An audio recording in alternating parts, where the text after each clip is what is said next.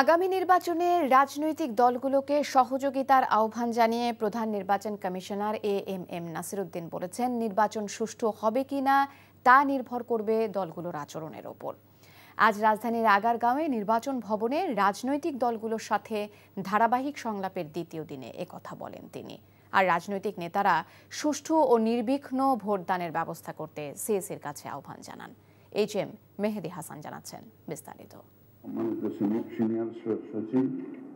ধারাবাহিক সংলাপের দ্বিতীয় দিনে ইসির সাথে বৈঠকে বসেন গণফোরাম, গণফ্রন্ট, ইসলামিক ফ্রন্ট বাংলাদেশ, ইসলামী ঐক্যজোট, বাংলাদেশ সুপ্রিম পার্টি এবং বাংলাদেশ জাতীয় পার্টির প্রতিনিধিরা।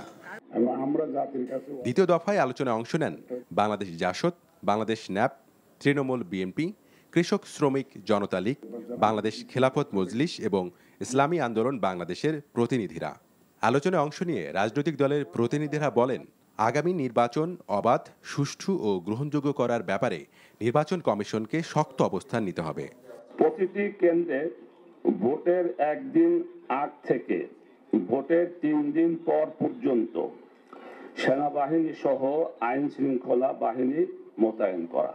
শুধু নির্বাচন কেন্দ্রিক না, এই প্রতিষ্ঠানটাকে যাতে গ্রহণযোগ্য করা এবং বাংলাদেশ সহ সারা বিশ্বের এটা যেন একটা মর্যাদা আমরা রাখতে পারি।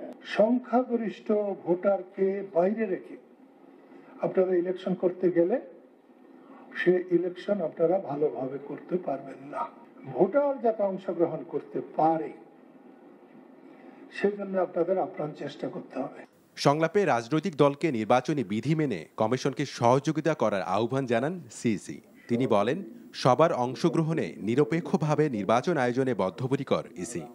রাজনৈতিক দলগুলো যদি সুন্দর সহযোগিতা করে তাহলে আর আচরণবিধি নিয়ে আমাদের বেশি মাথা ঘামাইতে হয় না। কারো পক্ষে কাজ করতে পারবো না। আমাদের বিবেক, দেশের প্রচলিত আইন, বিধিবিধান যা বলে সেটা মেনেই আমরা চলবো। ত্রয়োদশ জাতীয় সংসদ নির্বাচনকে সামনে রেখে নিবন্ধিত রাজনৈতিক দলগুলোর সঙ্গে ইসি ধারাবাহিক সংলাপ শুরু করে গেল বৃহস্পতিবার।